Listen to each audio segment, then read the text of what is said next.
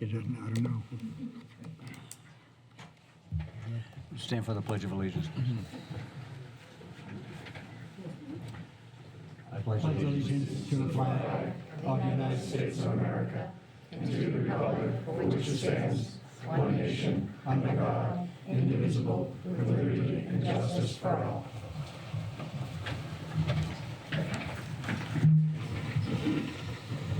We'll begin the meeting with a moment of silence. If we could remember the families of Tim Ewell, the younger brother of Jim Ewell, our building commissioner. He was the youngest of 7 children, and he died the other day.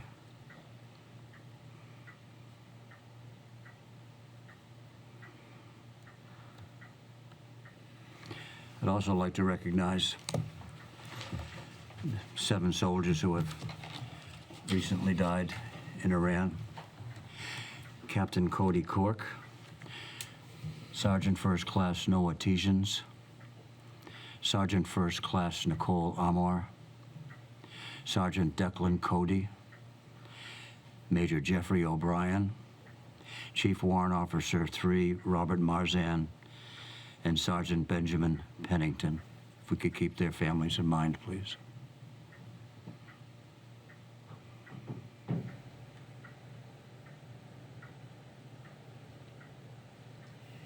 This meeting's being recorded and televised by WHCA. I'd like a motion to approve bill and payroll warrants. So moved. Second. Any discussion? All those in favor? Aye. Accept correspondence in the read file. So Motion. moved. Second. Any discussion? All those in favor? Aye. Public forum. Now is the time for anyone to speak on anything they'd like to speak about that's not on the agenda. Good evening, Board. I just want to take this moment for this And past... you are? Oh, Chief Please Clancy, announce your 21 name. Bloss Road, Chief Clancy, Whitman Fire. I just wanted to take the moment to thank the members of Whitman Fire for the efforts before, during, and after the storm we experienced 2 weeks ago. It was the most historic storm we've ever seen, quote unquote. It'll be our blizzard of 79. The members rose to the occasion. We took care of a lot of people. We were extremely busy during that time period from when the storm started to when it ended. They handled it with grace, professionalism, and dignity, and represented the town well. I'd also like to thank the brothers and sisters in the police department. They shared the responsibilities as well. We worked truly as a team, and last but not least, our DPW did an outstanding job. If you travel to any communities around here, you are amazed at how the road conditions were. Our road conditions were great, and the team communicated great throughout the storm. Myself, Chief Hanlon, Bruce Martin, and also keeping Mary Beth and you, Chairman Kowalski, in the loop as much as we could. And I just wanted to publicly thank all the parties involved. Thank you. Thank you, Chief. Hi, John Galvin, 41 High Street. I just wanted to announce that the Friends of the Whitman Elderly and Disabled are running a fundraiser for the Whitman Aid to the Elderly and Disabled Taxation Fund. It's a March Madness squares pool. Think of a Super Bowl squares pool, except it's way better. There's 63 chances to win and 6 different prize levels. You can get details at our Facebook page, the Friends of the Whitman Elderly and Disabled. We've also shared it on the several Facebook town accounts. Thank you. Thank you very much, John. Okay.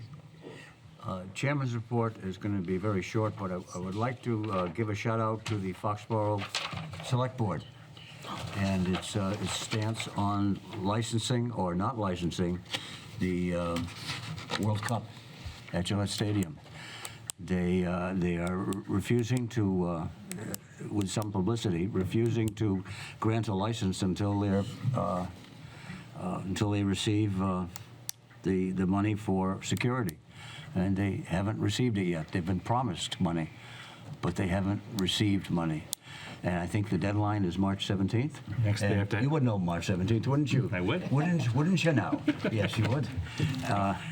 And I'd just like to give a shout out to them. They're taking a stance, and they're doing the right thing. And it's taking some courage to do that. In new business, I would like to formally. I guess the right phrase is pass the gavel, but instead I'm going to pass a citation to Laura, Thank you. so that she can read it. Well, this is with unbelievable great honor. Because if you don't know Sergeant Gregory, he is one of the heroes of our town. Of course, we have many. But Sergeant Gregory is an outstanding person, and I am just so incredibly proud to read this citation. And it's my first ever reading a citation, so forgive me. It says citation, so I'm just going to read. On Saturday, February 7th, 2006, Sergeant David Gregory was out of town attending a church dinner, and Sergeant Gregory noticed in communication a commotion taking place at a nearby table where a fellow parishioner was attempting to assist her husband, who was choking. Sergeant Gregory, realizing the attempts were unsuccessful, stepped in and performed the Heimlich maneuver, clearing the obstruction in the man's airway, avoiding a potential tragedy and, obviously, unbelievable outcome for his family and friends if he was not there. God bless that opportunity. Sergeant David Gregory acted heroically and selfishly through his exceptional and commendable actions, earning the admiration and respect of not only his colleagues of Whitman Police Department, I'm sure the fire too, but the other town officials and residents as well. And I'm sure everybody in the church. The Select Board recognizes the extraordinary and heroic actions of Sergeant David Gregory and commends him for his bravery and expresses heartfelt gratitude towards him. We hear on... Wow, they use words. They hereunto, I don't know what that means, but they hereunto set our hands in town seal to this 10th day of March 2026 at Whitman, Massachusetts. And it was signed by the chairman, Carl Kowalski, Dan Silvucci, the chairman, vice chairman, Justin Evans, the clerk, Sean Kane, and me. And this is the proudest signature I have ever given. God bless. And I can't thank you enough for being part of this community and how blessed we all are to have you and all of the men and women in the first responder roles, especially in these challenging times. Thank you.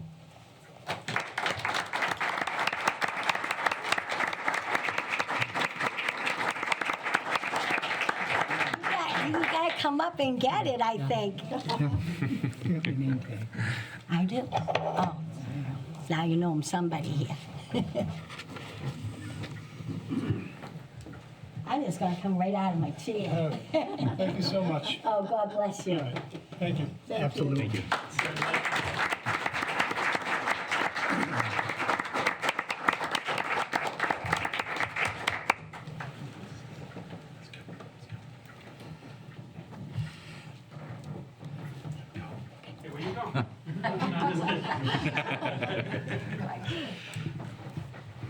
Have a great night.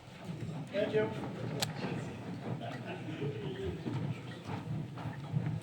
Something we said? No, he's very shy. No. God bless. Thank you for coming. Nice to see you. Dad, you're a little bit nervous. Yes, well, it was a meaningful thing to me. Great job. It was very meaningful.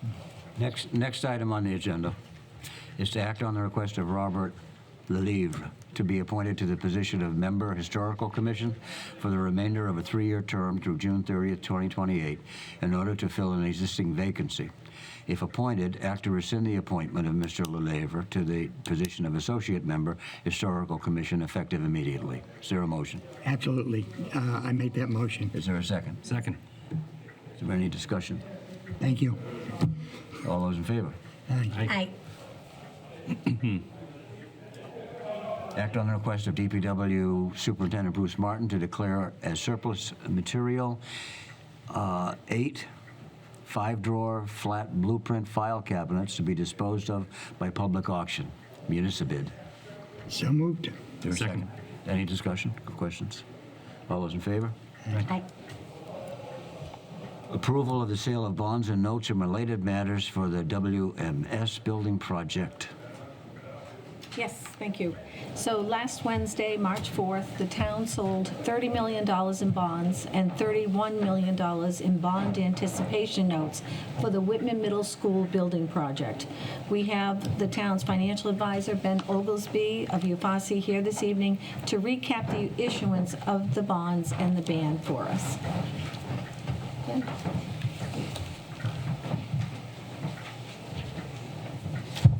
Thank you.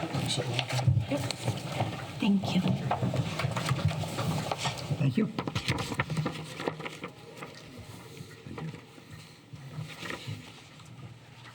Thank you. Thanks, Bill.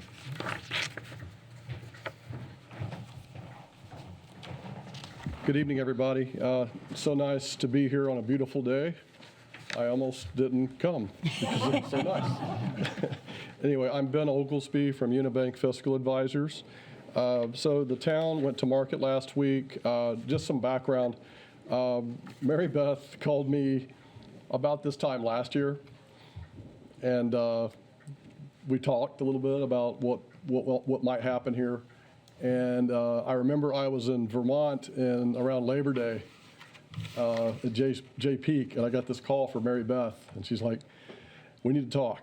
And so that's kind of, she's really been out front on this. So I just wanted to let you know that she and I have been talking a lot about this. As you're aware, I'm assuming you're aware, the school district has had some difficulty getting its audits done. And because of that, it's not in a position to get a rating, okay? So the town decided to kind of enter into an intermunicipal agreement, which allows it to basically borrow for the Whitman Middle School through the town instead of having the district do it. And the idea being that the town, which has its audits timely and can obtain a rating, can get a better interest rate. And that's kind of why we're here. So without further ado, on the bond, we went out to bid last week. You received bids from 7 underwriters for $30 million of general obligation school bonds. The low bid was Raymond James and Associates. They bid a true interest cost of about 3.915%. And you'll notice that the next best bid was from Mesereau, and it was just behind that at 3.921. So a very, very tight grouping on true interest cost. And you had other bidders, BNY Mellon, Robert Baird and Company, FHN Financial Capital Markets, and Huntington Securities all bid, and they were all below 4%. So these bonds are awarded on basis of true interest cost. And so Raymond James is the apparent low bidder. If you go to the next page, it's just some details, but basically I'll take you to the very bottom, or close to the very bottom, where it says total purchase price. You see $30,162,902.77. So it's $30 million plus some premium, which will be used to for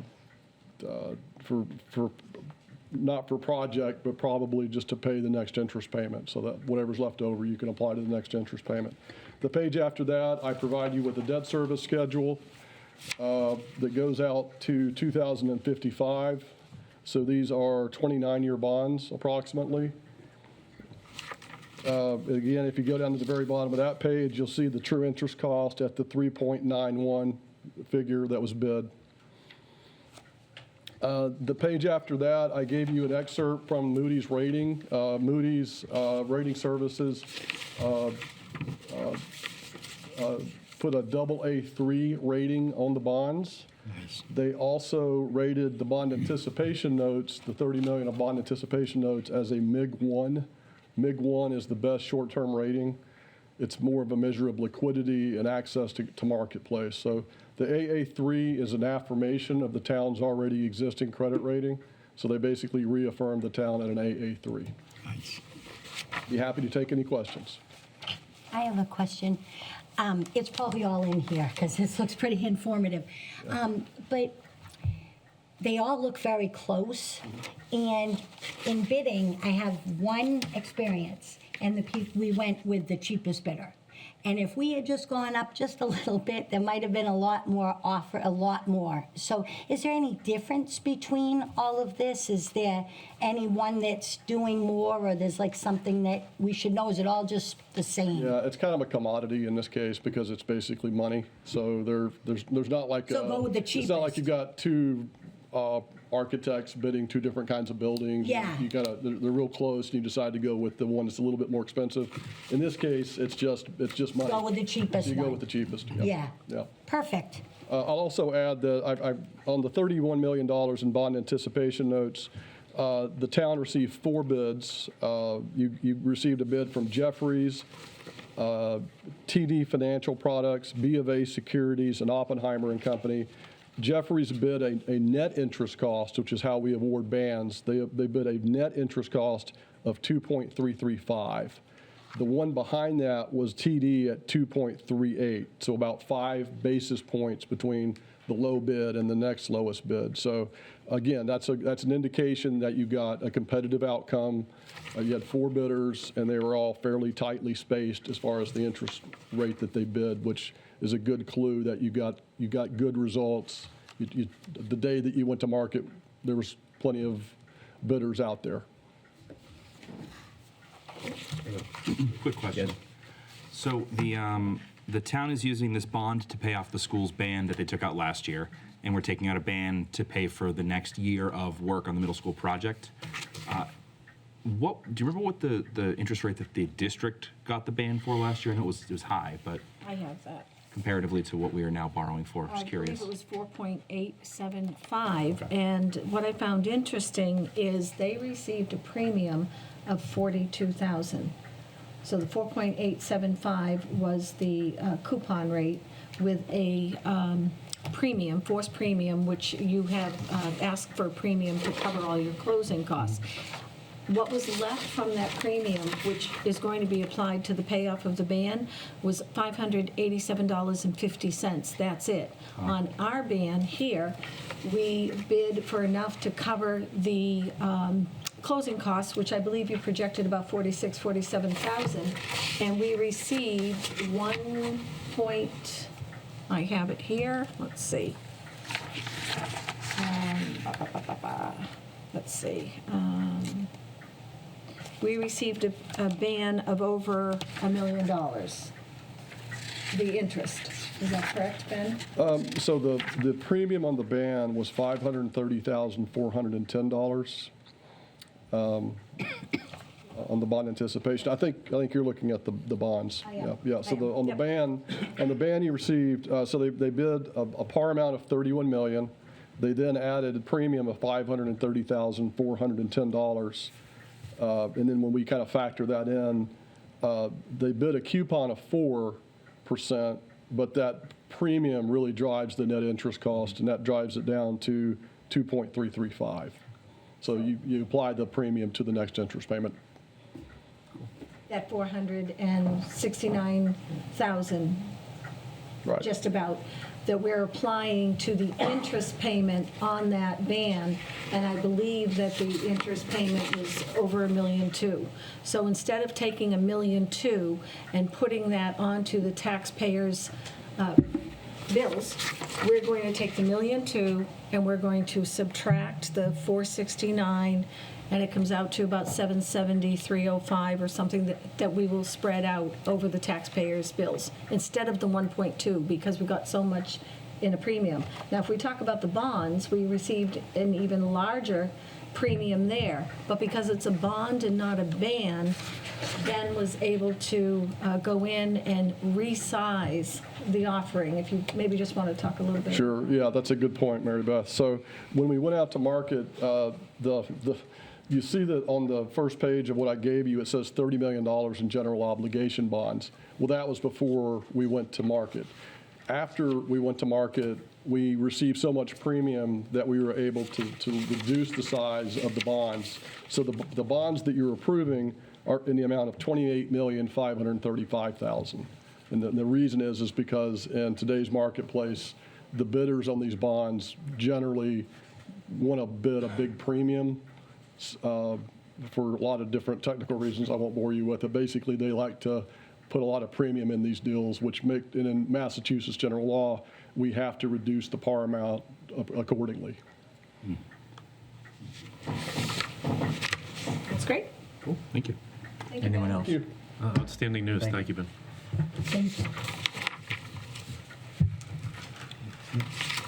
We have to take a vote on that, I Yes, imagine? Yes, we do, and the vote should be in the folder there. There is a vote, if we could read that Yep. verbatim, and then the clerk, I believe, is to sign. And we need to read this whole thing. Sorry. Okay. You're kidding. This whole thing? Yes. Would you like me to read it? Yes.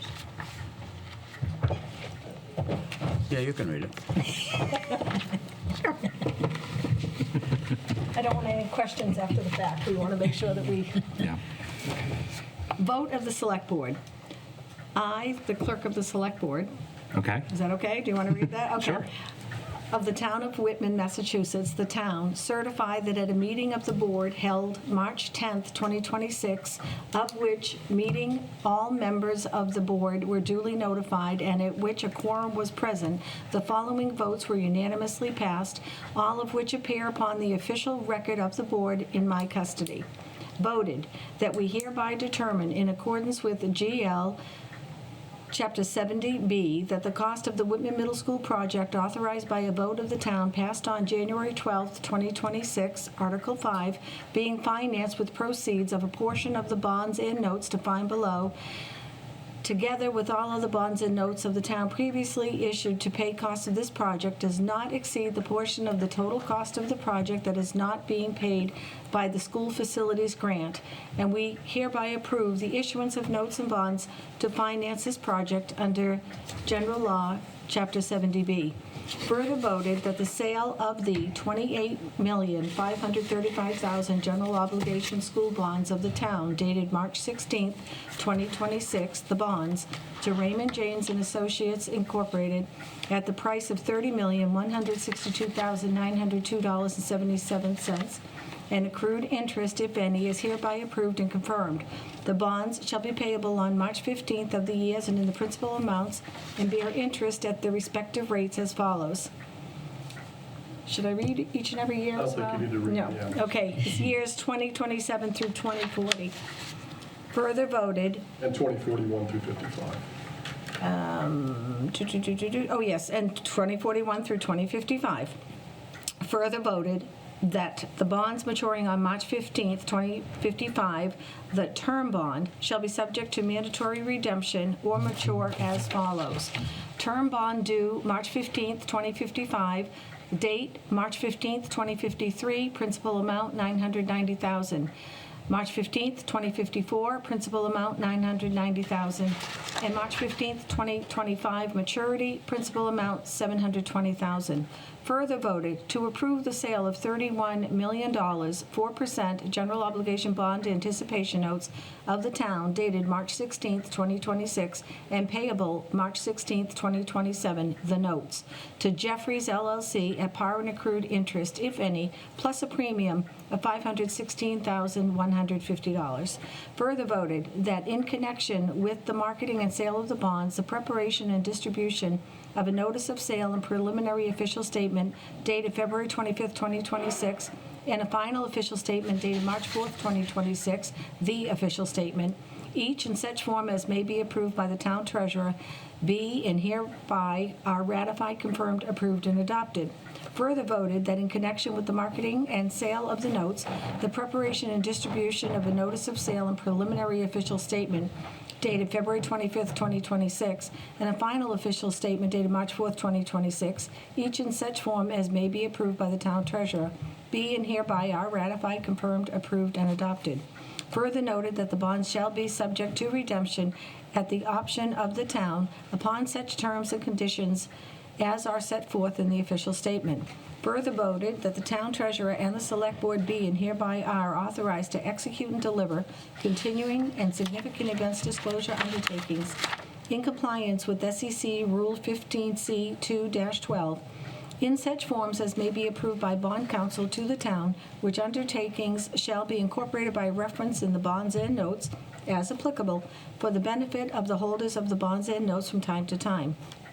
Further voted that we authorize and direct the town treasurer to establish post-issuance federal tax compliance procedures and continuing disclosure procedures in such forms as the town treasurer and bond council deem sufficient, or if such procedures are currently in place, to review and update said procedures in order to monitor and maintain the tax-exempt status of the bonds and notes and to comply with relevant securities laws. Further voted that any certificates or documents relating to the bonds and the notes, collectively the documents, may be executed in several counterparts, each of which shall be regarded as an original and all of which shall constitute one and the same document. Delivery of an executed counterpart of a signature page to a document by electronic mail in a PDF file or by other electronic transmission shall be as effective as delivery of a manually executed counterpart signature page to such document, and electronic signatures on any of the documents shall be deemed original signatures for the purposes of the documents and all matters relating thereto, having the same legal effect as original signatures. Further voted that each member of the select board, the town clerk, and the town treasurer be and hereby are authorized to take any and all of such actions and execute and deliver such certificates, receipts, or other documents as may be determined by them or any of them to be necessary or convenient to carry into effect the provisions of the foregoing votes. And then it says, I further certify that the votes were taken at a meeting open to the public, and that no vote was taken by a secret ballot, and that a notice stating the place, date, time, and agenda for the meeting, which agenda included the adoption of the above notes, was filed with the town clerk, and a copy thereof posted in manner conspicuously visible to the public at all hours in or on the municipal building that the office of the town clerk is located, or if applicable, in accordance with an alternative method of notice prescribed or approved by the Attorney General, as set forth in 940 CMR 29.03, to be at least 48 hours, not including Saturdays, Sundays, legal holidays, prior to the time of the meeting, and remain so posted at the time of the meeting that no deliberations or decision in connection with the sale of the bonds or notes were taken in executive session, all in accordance with general law, Chapter 30A, subsection 1825, as amended March 10th, 2026, Clerk of the Select Board. And I will make the motion that Mary Beth just read that I'll certify afterwards. I'll second. Very nice. Very good. Okay, it's been moved and seconded. Any discussion or questions? I'd just say this is one of those things that I think is actually really complex, and it was really time sensitive, and it took somebody who had a lot of knowledge about this to like really spearhead it and get it done quickly. And without that, the town would have been in real, terrible shape. But because you've spent so much time on this and got it done in such a incredible way, we're gonna save a lot of money, but the townspeople never really feel it, It's like something if we didn't do, it would have been catastrophic, but because you did it, we did our job. Great rate, yeah. Yeah, but thank you, Mary Beth. You're welcome. Thank you. No further questions. All those in favor? Hi. Okay. Did he sign it? He signed it? We can hand that down, but I think that's all set. Yep. Okay, this is it. Okay, go right back in here.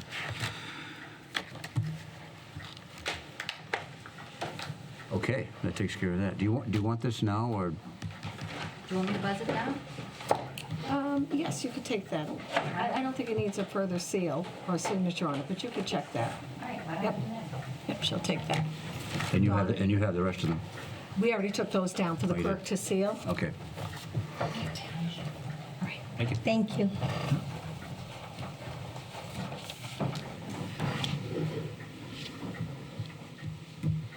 Okay, the next item on the agenda is the public comment policy. I'm going to read it, and then we'll move it and vote on it. Town of Whitman Select Board Public Comment Policy. And this basically describes pretty much what we've been doing, but it puts it in writing, which is a nice thing to have. Right, we don't have one currently, so, correct. A select board meeting is a meeting of a government body at which members of the body deliberate over public business affecting the town of Whitman. At some meetings, the Select Board may wish to hear from residents and taxpayers of the town regarding town business. To ensure the Select Board is able to conduct the town's business in an orderly manner and that comments are relevant to town business, the following rules and procedures are adopted for all Select Board public comment periods. 1. If a public comment period is included on the Select Board agenda, residents and taxpayers of the town may request an opportunity to speak during the period on matters that are not on the agenda, but which are within the Select Board's jurisdiction. The public comment period will not exceed 15 minutes unless allowed by the chair.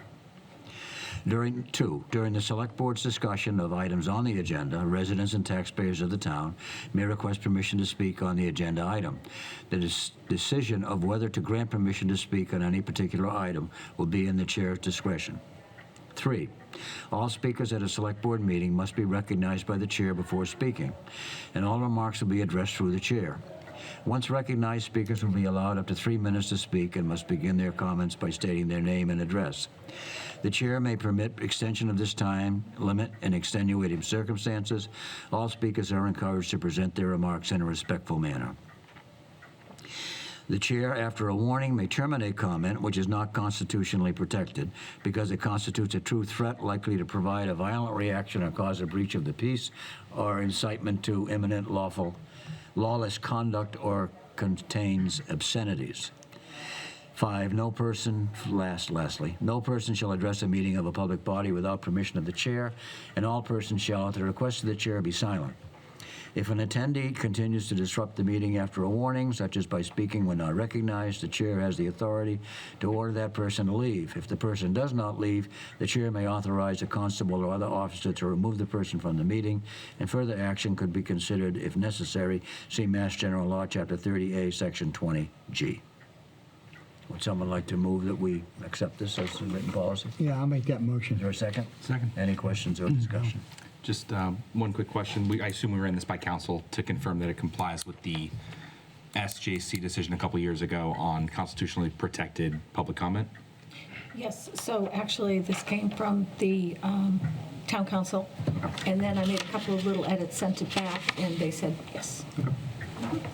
And basically, it describes, although in kind of a rough manner, what we do. Yeah. I can't remember asking that anybody leave, and I also don't remember curtailing anybody's comments. It's the way it is. I tend to I recall one, but No, I tend to let people talk and say what they want to say. John's nodding his head. It's the way it is. Yeah. And Citizen Kane knows what I'm talking about because he used to be sitting right over there, and he taught me a lot. And John has taught me a lot. And where's Mrs. Fox? Where is she?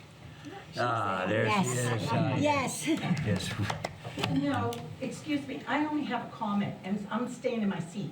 That seems to me to put a lot of power right up there where I know it is, and you in a lot of power. And you certainly did say, I'm from New York, I guess she likes to talk. I'd watch your speech. My father fought for this country, and I'd like to see my rights respected. That's it. I think And that's too strict for the public body.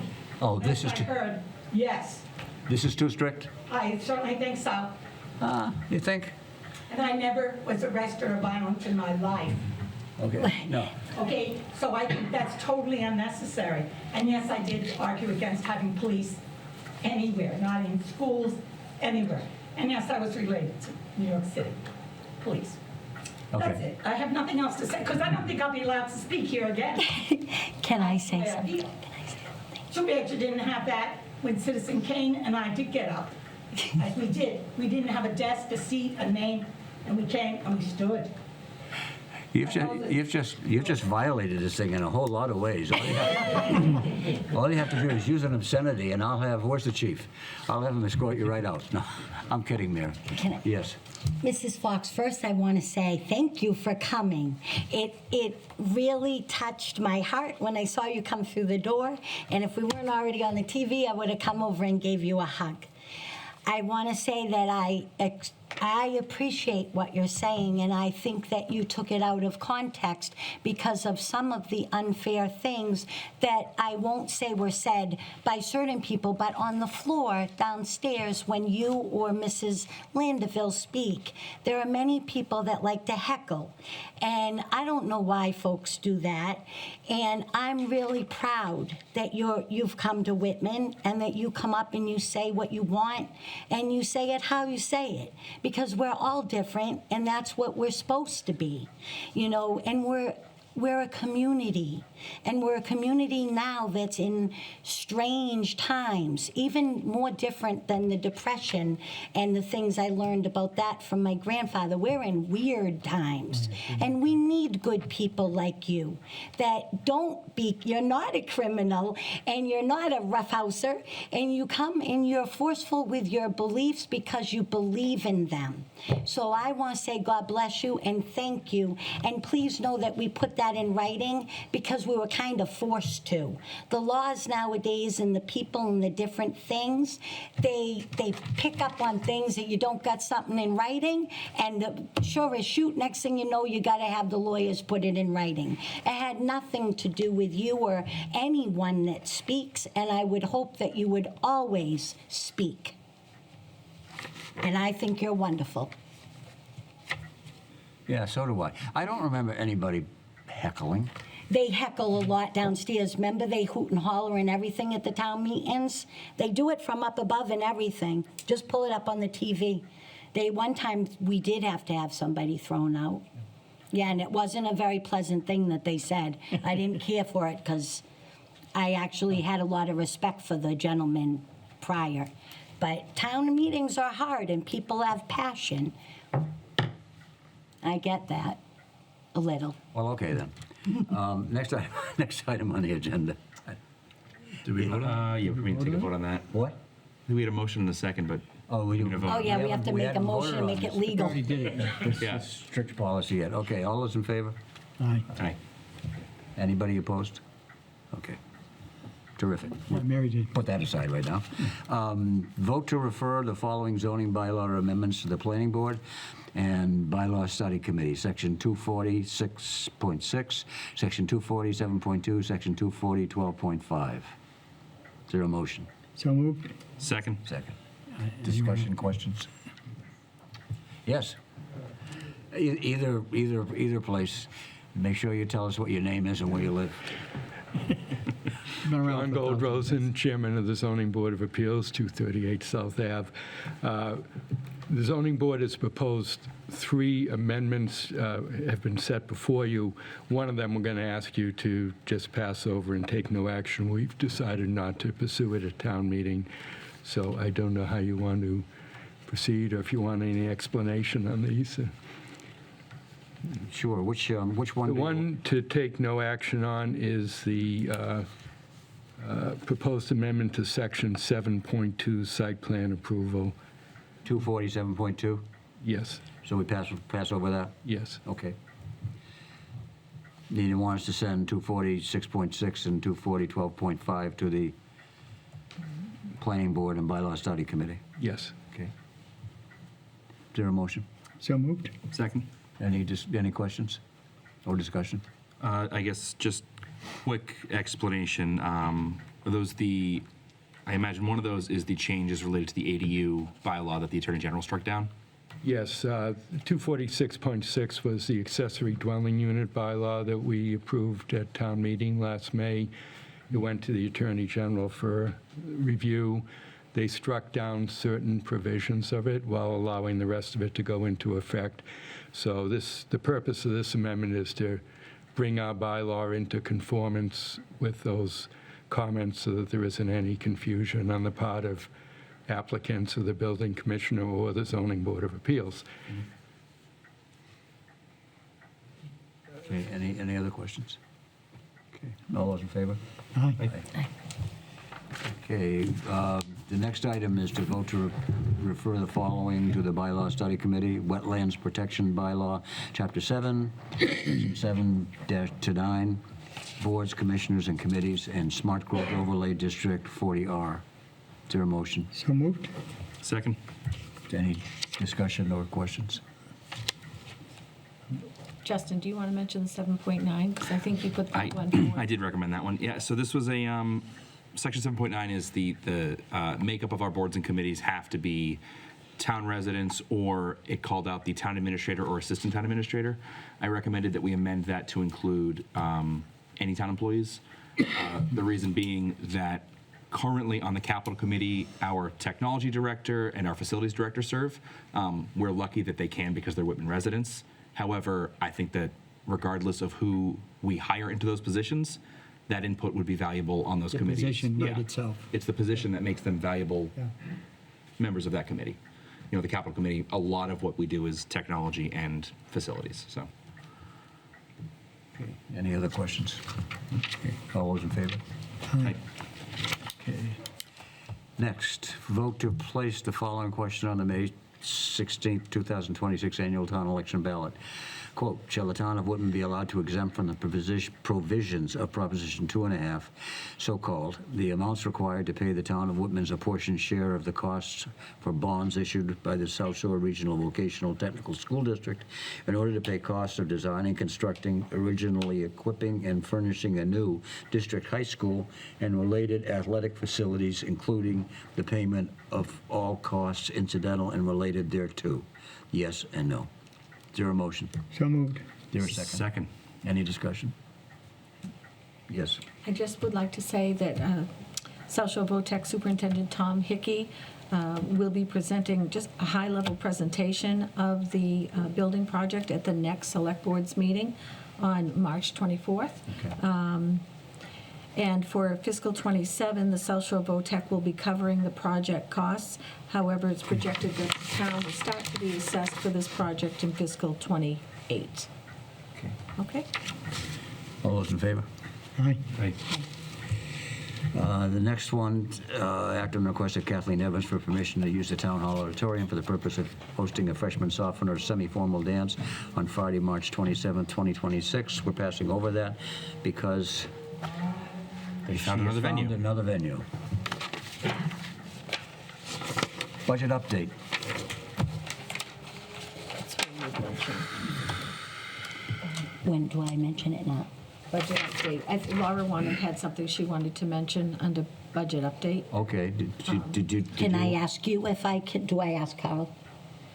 No, are you going to carry that budget update? Yes, I can certainly start the budget Okay, and, update. yeah, start it, and then Okay, we'll and then let we can Laura go to- chime And then in. just Sure. throw me in whenever you're and- ready.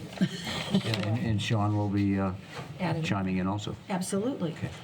Okay, so as far as the budget update since last time we met, the Whitman-Hanson Regional School District is meeting tomorrow evening, so I believe that they'll be setting the assessment, and hopefully we will have that on Thursday. And that's the piece that I, want to put into the budget to get to the point where we finalize this. A couple of items since we last met. I had mentioned that the Mayflower Municipal Health Group was meeting to set the rates on the actives, and that's one of our large budget items, the medical and life insurance line. So they did set the actives increase at 10%, and that does seem high. That was the lowest percentage we could possibly choose, and the Mayflower Municipal Health Group is in a great financial situation compared to other health groups. So the only reason that they went for 10%, they had to put $6,291,285 at risk out of their reserves. But we have a healthy reserve with the Mayflower. But that caused me to increase the projection a little bit in the budget because the retirees increase was 11%. I was hoping that we would come in with a 9%, but we ended up with a 10%. So it's a 10.5% increase on our budget line. Also, the OPEB transfer, we had talked about taking taking money out of our OPEB trust fund, take a distribution, still continually adding each year $140,000 into our OPEB. We show that we're still putting money into that to fund the unfunded liability. But we are allowed to take money out to pay retirees healthcare costs. That's the intended purpose of the trust fund. I was a little concerned because we had to go for our Moody's rating on this borrowing, and I want to make sure that that wouldn't be a negative next year. If we took some money out to pay the costs, would that be a negative impact to our Moody's rating? And I was assured that no, it's not. As long as you continually fund it, you're meeting your funding schedule, and that's what the fund is set up to do. It's to pay retiree health care costs. So as I look at the budget, last time we met, our deficit was $762,000 that we have to close. But that is one of the assumptions. I know we had talked about $240,000. I did increase that to $388,000 because we spent last year, like $389,000, and we know that insurance is going up on retirees' health costs. So I feel better about taking money out, and I know that's not the amount, Sean, that you had mentioned or felt comfortable with. Currently, we have $2.2 million in our OPEB trust fund that we've put away, and it can only be used for that purpose. And then the third big item is new growth. So new growth, the figure that I received from the assessor's office months ago was $200,000 anticipated new growth. And I've been concerned about new growth. I've said it before. However, I did increase that assumption to $425,000, and that's based solely on three main projects that we have. We have a mixed-use project down on South Ave. We have one on Washington Street, and there's a 55 and over large project going in Harvard. So those three projects alone are expected to bring in about $308,000 in revenue, plus the $200,000 that was forecasted. So we don't know because the projects are supposed to be finished by the end of the year. So how much will actually be finished when they go out to look at these properties in July or August or so. So I feel comfortable with $425,000. I did explain that, my rationale to the accountant and to John Adams. I do want to go over all these assumptions next week as well with the accountants. But I do, making some of the changes that we did last time we met, using the formula that we're using. It's not the amount that the district, we know we're going to put in their request at what they assess, as we always do. But we were thinking of a formula that might work well to help close the deficit. And when we first did that, the last time we had the budget, it was a 3.39% increase to the district's assessment. And, we're thinking maybe 5%. We don't know what the assessment will come in at. Since I made a few of these changes that I discussed here, it did bring up the school's assessment increase to 4.07. So a couple of things we're still waiting on is I think the motor vehicle excise bills are due in the next few days, I believe? Tomorrow. Okay. So once we get in, the big payments, we decided that we would look at that next week to see if there's any possible way that we can increase local receipts a little bit on that, and then trash as well. So I'm still hoping, because we were conservative, we had to be conservative the way last year shook out. I mean, everything worked, but it was way too close. So I'm hoping that that will also give us some room. So the next meeting on the 24th, at that point, we will have data, whether we can push the trash, whether we can push any of the excise a little bit. We'll have the school's assessment. And so I think at that point on the 24th, we will really have some good budget figures finalized. And as of right now, with your current projections, what's the deficit sit at? So with the deficit, that was about a little under 500,000. Yes. A little under 500. Yeah. So with that being said, we're looking at about a $500,000 deficit, and that's relatively optimistic. I think we should be talking about an override and how we would structure an override. I think the 24th makes sense for us to think about how to do that, and I'm guessing, but you probably have some feedback about that as well. Yes, it's something I want to talk about before the override. But during the override or after the override is fine. But we have to put that forth to the public, I understand. So you finish. just, for me, I think, one, we need to decide clearly whether we're going to have an override or not. We haven't decided that yet. And also, I think if we have an override, well, to make up the deficit, we also have to figure out, to make up the deficit, how we're gonna do that. You know, giving Mary Beth some guidance. The two kind of that have surfaced, and I know that Mary Beth's been wrestling with, is one, you have prepared a budget in order to make up that amount of money that would cut primarily from public safety. Correct. Yes. I'm not, I personally am not, there are reasons why people on the board, I think, may want to support that. For me personally, I am not in favor of that.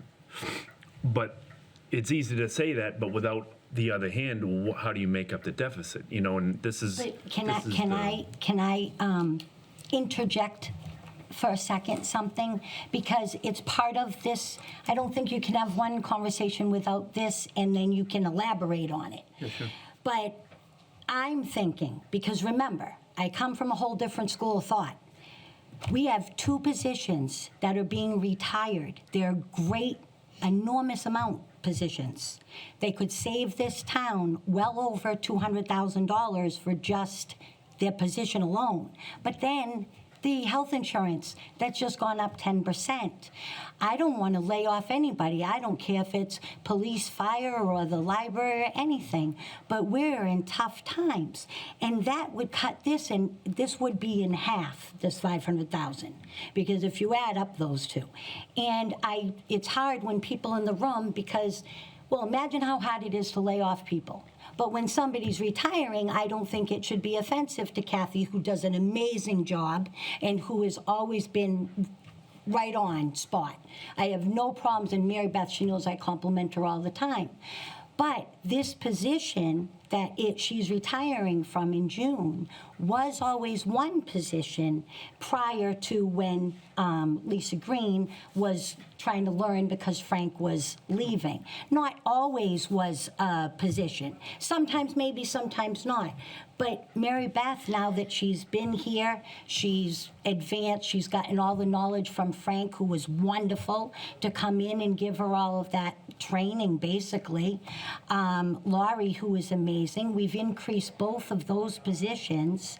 I think that for just a couple of years, or you say it might be 3, 4, 5, but just for the meantime, not hire and save that money and then go later. But then Bruce Martin is retiring, and that was one position prior in August. I realize it's a while out.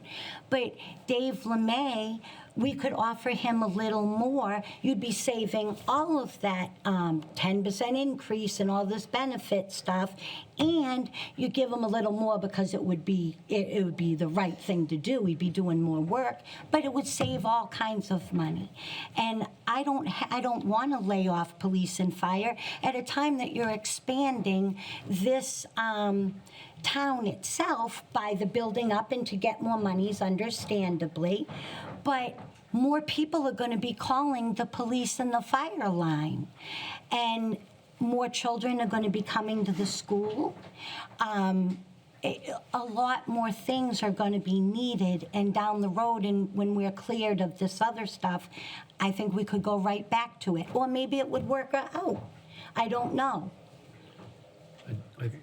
Mr. Chairman? Kevin, yes, from the DPW Commission, which actually supervises the And I DPW want you to commissioners. know that everybody here and the town, the people make the choice. I was just coming up with an idea, so if I offended you in any way, please forgive me. Nope. No offense taken. Thank you, Mr. Chairman. Kevin Cleary, 35 Indian Trail, Chairman of the Public Works Commission. I've sat on the Board of Commissioners since 2008. I think I became chairman around 14 or 15. So I've been on the board. When I came on the board is when they went from 3 superintendents to 2. So we used to have 3. And I've seen our 2 superintendents. So we have our highway park and tree superintendent. Obviously, they manage both those departments. That superintendent manages a $2.3 million budget.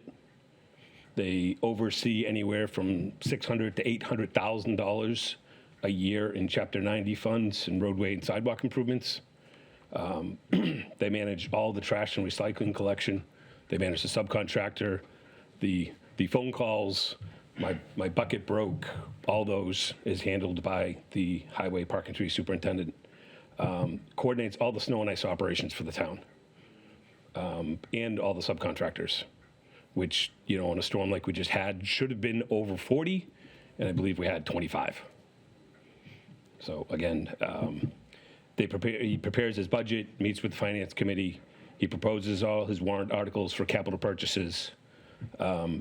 Recently, he's been involved with receiving over $700,000 in grants from MassDOT for different capital, they call it Complete Streets programs. The work we did in the center here, the work we did over near the church, in the park. Unfortunately, we tried to get a project last year. We weren't accepted, but we've already reapplied for this year. That's all the highway park and tree superintendent.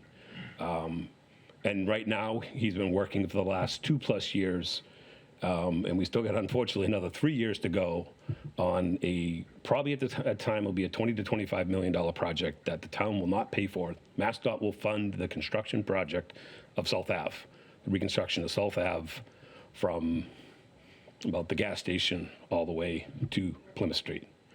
That will be all the construction and the management of that construction will be done by MassDOT. And the highway park and tree superintendent is coordinating with our engineers and MassDOT in developing that. Our water and sewer superintendent manages over a $1 million budget and a $4.5 million retained earnings account. Fully responsible for that. Manages we have an active utility system. We are a utility. We run water lines. We run sewer lines. We have pump stations. Yes, it all comes from Brockton, it all goes back to Brockton, but we are a utility. And the water and sewer superintendent is the one responsible for that. The water and superintendent maintains a water operator's license. It's a requirement by Mass General Law to have that. We cannot run our department without that person having that license. We just got a second person in December in the department to get that license. It is not easy. It took that person years.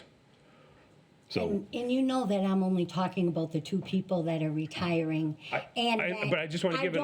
I know what you guys do, I know I'd what like to understand. everyone does. I just want feel everyone you to. were pretty prepared for my question, and I don't want you to ever feel that I don't. I want everybody to work, but we're talking about laying off police and fire, and I don't and DPW and town and school. We already lost. We lost an employee last year. Right. With So the budget cuts.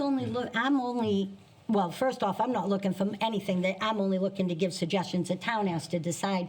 But I'm only looking for suggestions to save jobs. And I don't want anybody at all ever to feel offended that I don't think they pull their weight, because we have a really well-run town by a lot of heroes. I couldn't agree with you more. I agree. In the water and sewer, I guess if I could just finish, and I do have something prepared. Similarly, the water superintendent does his own budgets. He does his own warrant articles of capital purchases. He also just received a $150,000 grant from the Clean Water Trust Act, for different investigations. Like I said, I've been on the board for 15 years.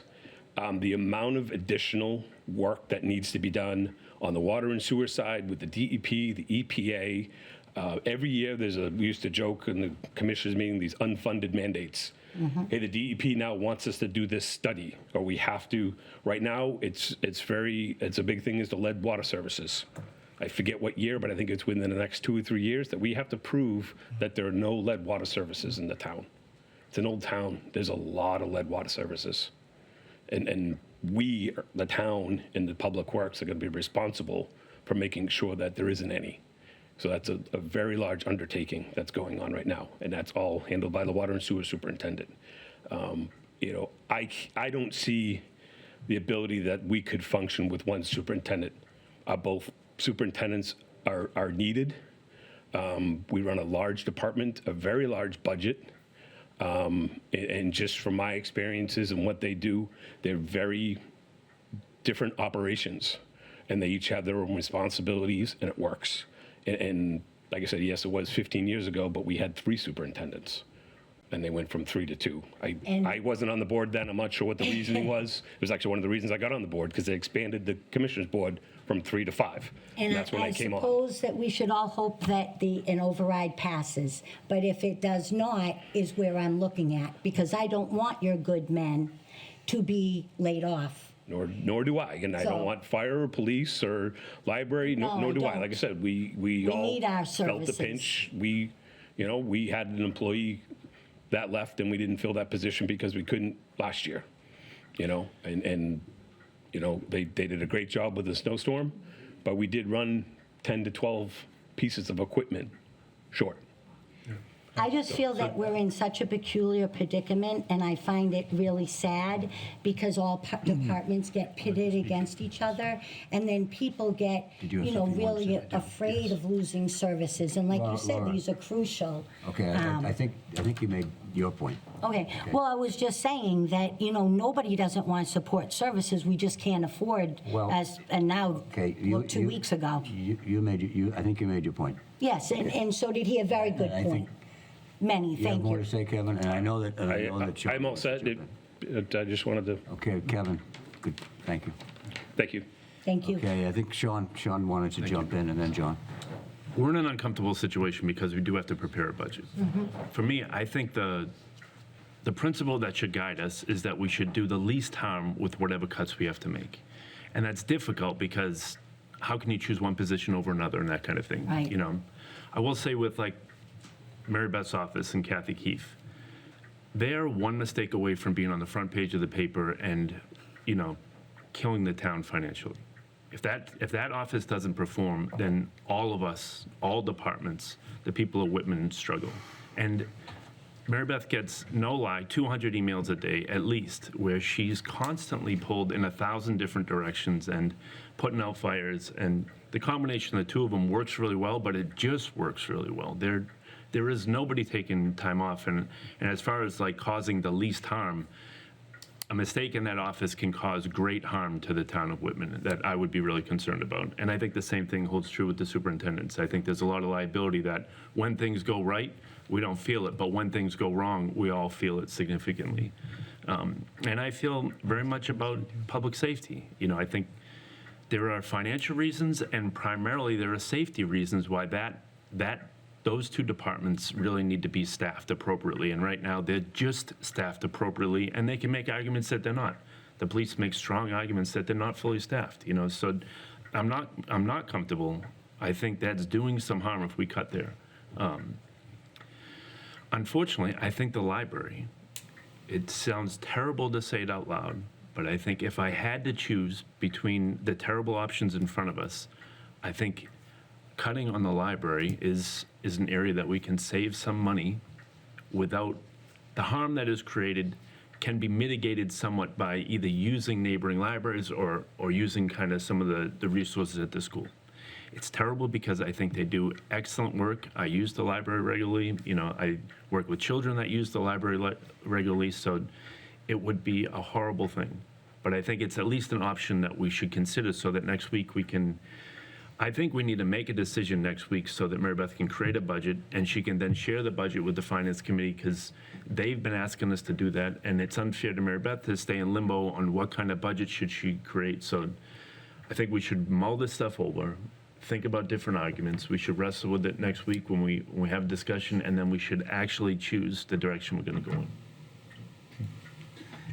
in. And just to, I guess, make the counter argument to that, so, last year we went forward with an override, and the voters in Whitman overwhelmingly told us no.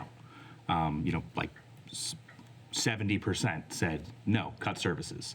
And we went back and we cut services, except for public safety. And this board made the argument at the time, I still believe correctly, that the town would support public safety if it came to that. Well, I think we need to give them the chance to support public safety. I think last year we funded it with $380-ish thousand in one-time money that we don't have this year. And so if we're looking at a $500,000 gap, It's not that far off from going back to the voters and saying, last year you rejected a general government override. We backfilled public safety with one-time funds. Would you be willing to continue the public safety services at the level that we assumed you would going forward? Because what the voters told us last year was, yes, reduce the fire department by 2 to 3 full-time positions, reduce the police department by the equivalent of about 3 positions. So that's the direction we were given, and we took a different direction. I think we need the voters to validate our assumptions. I don't have any assumptions other than what I've already stated. John is in line. I'll yield to Mary Beth to go first if she wanted to answer that question. Well, I just wanted to say that looking at about a $500,000 deficit, whether we cut that from public safety and call it a public safety override, or whether we eliminate the library, $468,000, just about that $500,000 number. If there was an override that passed for $500,000, that's about a little less than $100 to the average taxpayer with a home valued at $516,000. So it would be about $25 a quarter. And I'm not saying that that's little money. You can break it down, daily, monthly, quarterly, annually, but it's about a $97. We did that calculation. So I just want to put that out there, no matter which way we go for either of those two. John. John Galvin, High Street. I'm not sure the exact date of your vote. I want to say a year and a half or so ago. This board voted on a free cash policy. And that free cash policy was, right off the top, they were going to take 10% and put it to stabilization. And then once that was away, the next 10% would go to capital stabilization. If I'm correct, that's a little under $200,000 right now if we did that at town meeting. As wonderful as that policy is, in a normal operation, that's the thing to do. But right now, we need that money. $200,000 in free cash could go to Plymouth County and take the money we have from our revenue going to Plymouth County and pull it back and apply it to our Article 2. Now we're down to $300,000 in deficit. And Plymouth County, even though it's technically not it's a recurring expense for a couple more years, that's the best place to put free cash. And we already have some free cash going to that. I'm saying put more free cash towards Plymouth County to free up our revenue and not use the free cash for anything within our budget.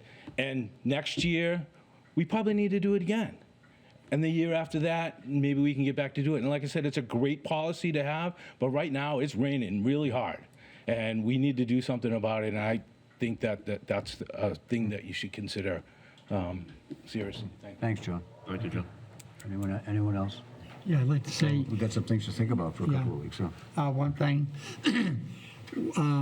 When I was around when we did not have an assistant town administrator.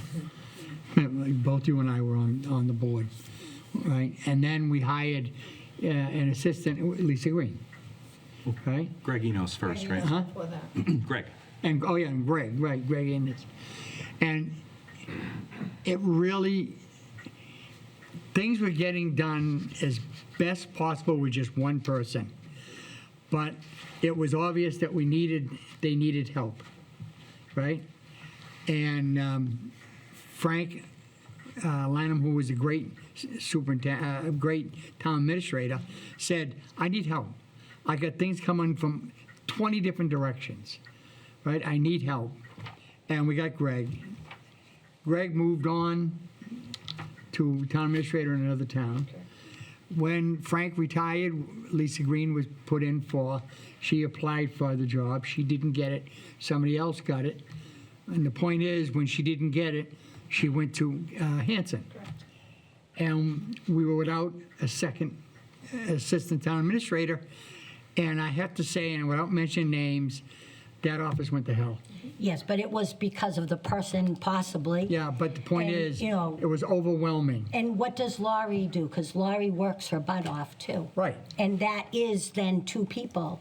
It's not, She can't, no. She cannot. Laurie can't help with, she wasn't Frank's basically assistant, but without a title Forever? She can't take on more. No, I don't want her to take on more. I think she's already doing so much at doing, you know. speak and then We're just we're just looking wanna at jump in? numbers. I don't mind. Let's hear from the person that we. That's retiring, and I'm throwing under the bus. Not intentionally. So, yep, I did prepare a statement. I was anticipating this conversation. Yes. And here it goes. The decision whether or not to fund the position of Assistant Town Administrator has no bearing on my life, as I'm not a Whitman resident, nor will I be an employee as of the new fiscal year.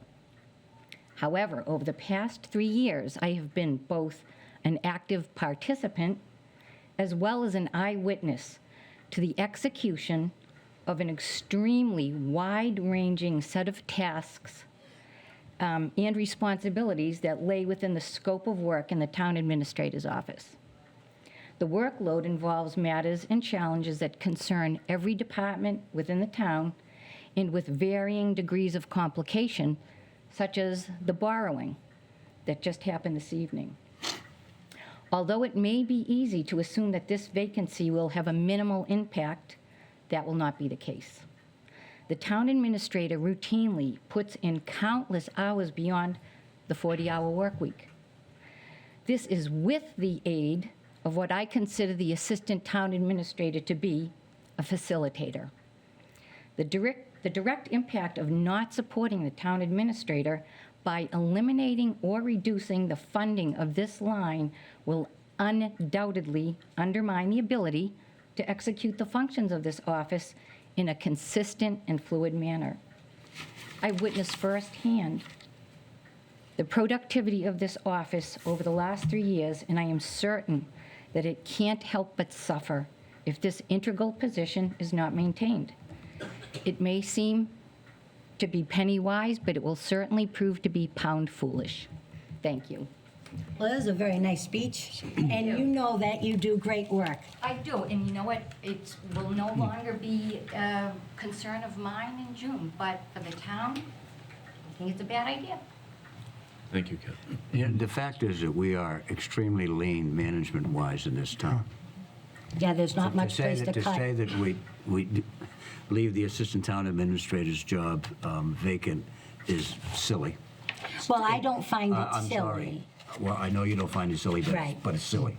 It's silly. That we don't have a town planner that Northborough has, for example. Hanson has. Hanson has a town planner, yeah. We don't have a grant writer. We don't have Yes, I know. a lot of these positions that Norwell has. that- HR director, budget director, yeah, we're we don't missing. have any of that stuff. We have a But we're town also looking administrator. to that- lay off police and fire, and I was looking Excuse me, for I help. was speaking. Right. Okay. But you called me silly. Yes, I did. No, I didn't. I didn't call you silly. The idea. I called your Yeah, idea idea. silly. Well, maybe many of the residents also had brought it to my attention, so I apologize that that has been said. Thank you. You're welcome. We need at least one person other than a town administrator to help manage this town. We really do. I don't think it's wise to cut that position. Well, you know, I also like to have the library too, but that's beside the point. One of the things that struck me in that last meeting we had with the finance committee was was what the head of the finance committee said about the adding the firemen. And he said, you know, if you add a couple of firemen and you're able to have an ambulance go out more often, the positions could pay for itself. I just hadn't, like an idiot, I hadn't thought, like a silly idiot, I hadn't thought of that, that it's possible that it could pay for itself. And that's something to think about too. That's And the something to think about library. too. What? And the library, as Sean said, that I never considered. So about things to think about, how that position can bring in money. It's a very good idea. Which position, the library? No, the fire that you just said. If you hire a few firemen, they'll bring in a position. I'm only looking for ways to not lay off anyone. Anyone. Mary Beth.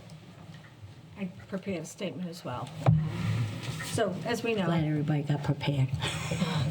on June 30th, the Assistant Town Administrator, Kathy Keefe, will be retiring, and she has done an outstanding job for the town of Whitman as the Assistant Town Administrator over the past 3 years.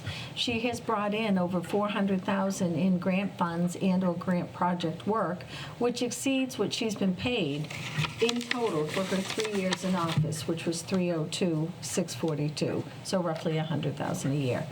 The Assistant Town Administrator position is vital to the town. Kathy has served as the procurement officer for the town. She's handled all the grants in the Select Board's office, managed the fleet schedule for the town, and assisted with HR responsibilities such as onboarding new employees and assisting them with all of their non-benefit new hire paperwork. This last responsibility has greatly helped with the workload in the treasurer's office. Kathy has also assisted me as TA with the various projects we handle in this office. The town has had an assistant town administrator for many, many years. And most recently, after Lisa Green left her position as ATA, after Frank Lynham retired in October of 2020, the ATA position was not filled. Before the Select Board's office had an assistant town administrator, and the town had a town administrator and 2 office staff. In more recent years, that was changed to a town administrator and an assistant town administrator, and 1 executive admin position. So I respectfully disagree with Ms. Howe's recommendation not to fill this vital position, right, as a cost savings for the town. To roll back the progress the town has made over the past several years is not the solution. While I respect the idea of using attrition as an opportunity to analyze the necessity of a particular position, I can honestly tell you that I have personally scrutinized every position the town has recently added or increased from part-time to full-time over the past several years, and there have only been a few that we have increased or added to see if any cost savings could be realized. I found as I reviewed each position that to reduce or eliminate one of these positions would be devastating and ill-advised for the town. It's very important to note that the town does not have, as Carl said, a town planner, a grant writer, a separate HR director, or a finance director. Many surrounding towns have some of these other positions, as well as an assistant town administrator. In addition to the duties and responsibilities as town administrator, I've been appointed to the following positions as well.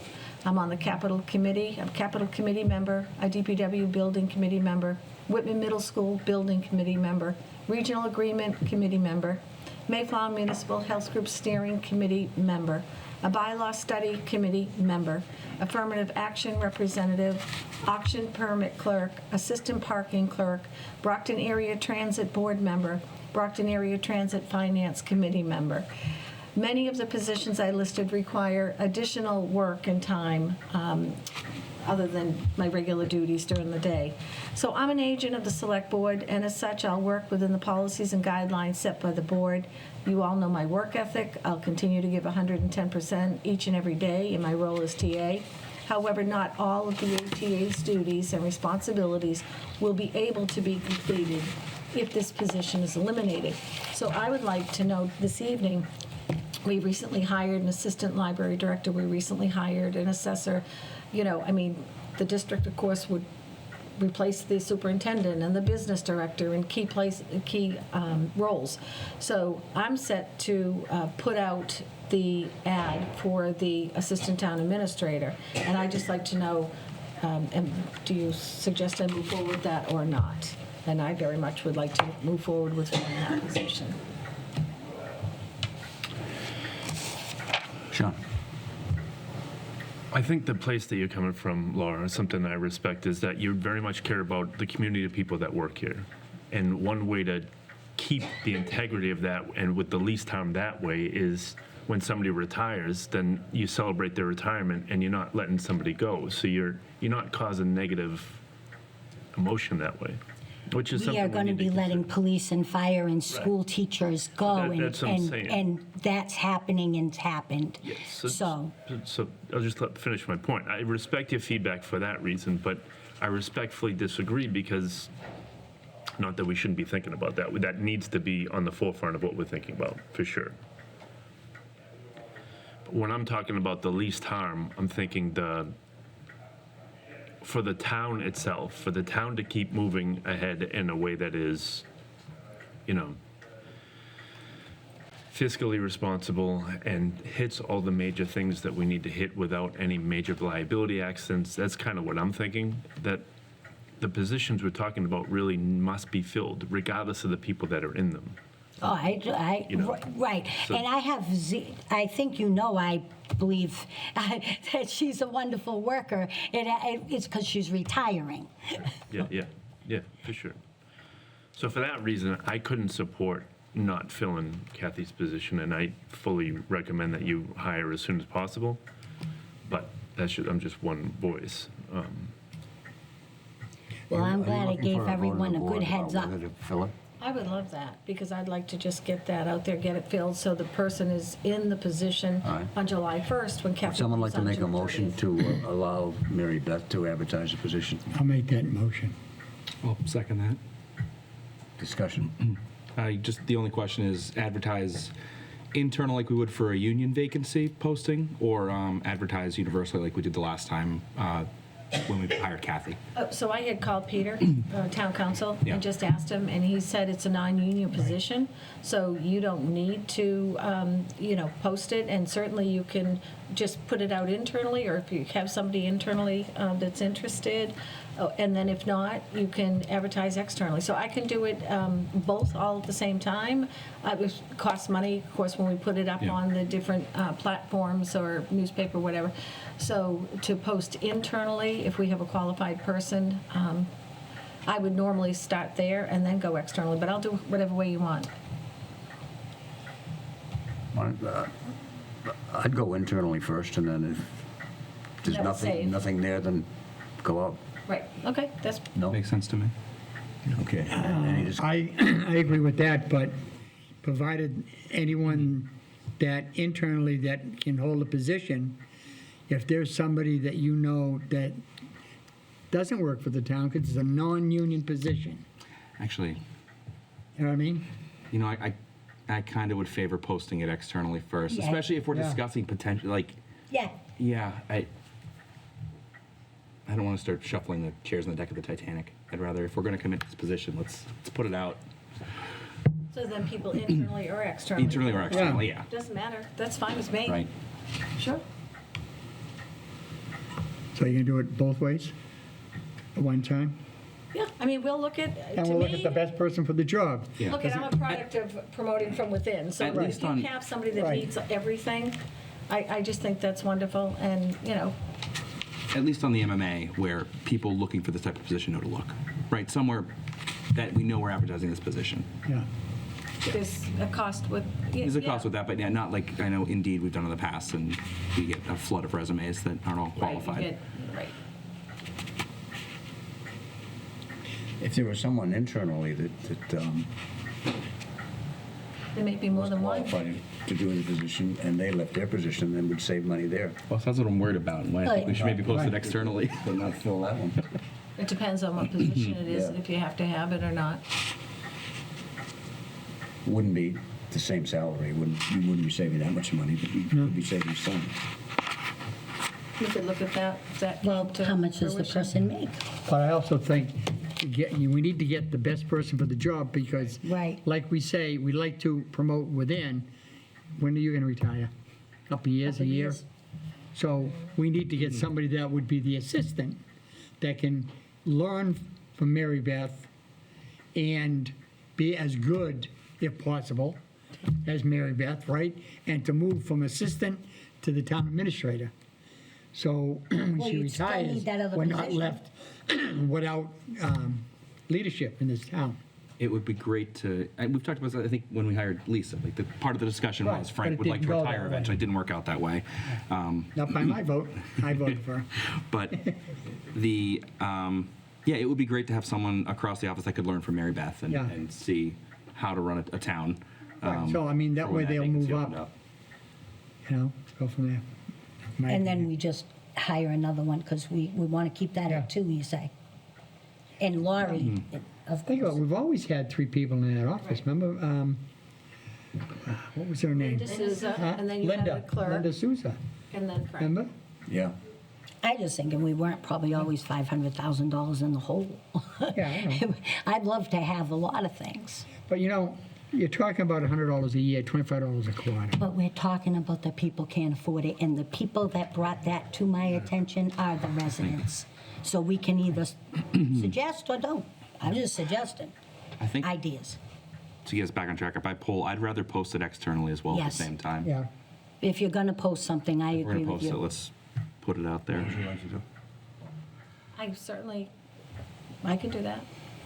We can post it. If there's anybody internally, more than one person, whatever, they can apply, All right. and we can go from there. Okay.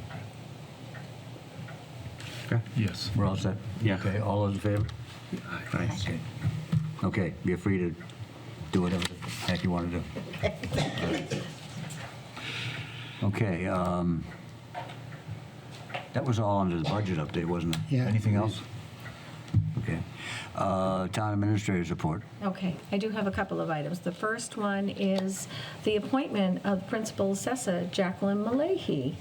And I'm pleased to announce that the Board of Assessors has hired Jacqueline Malahy as the new Principal Assessor effective March 2nd, 2026.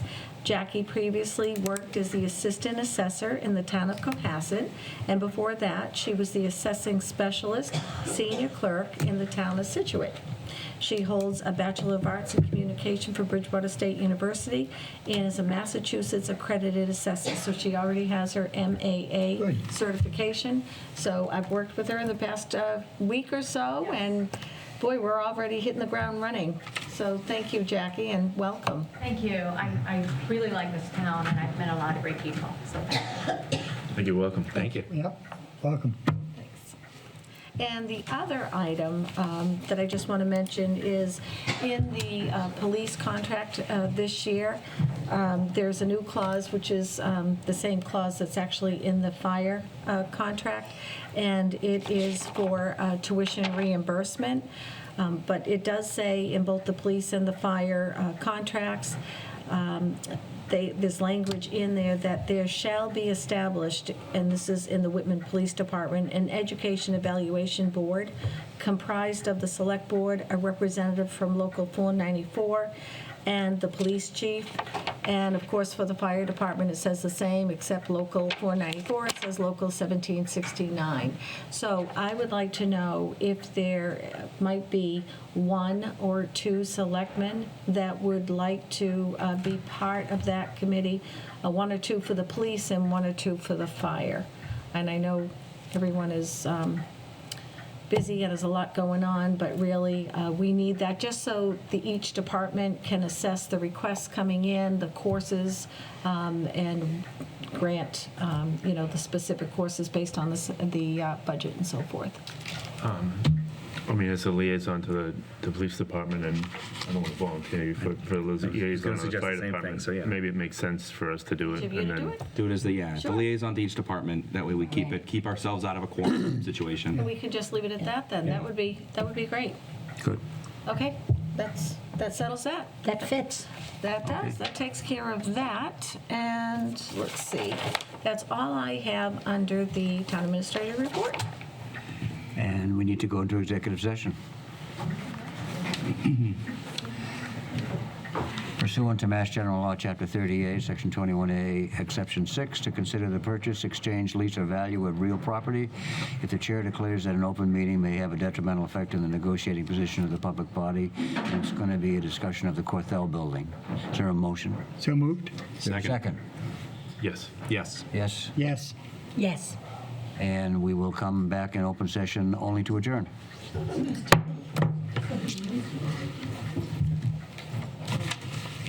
This time.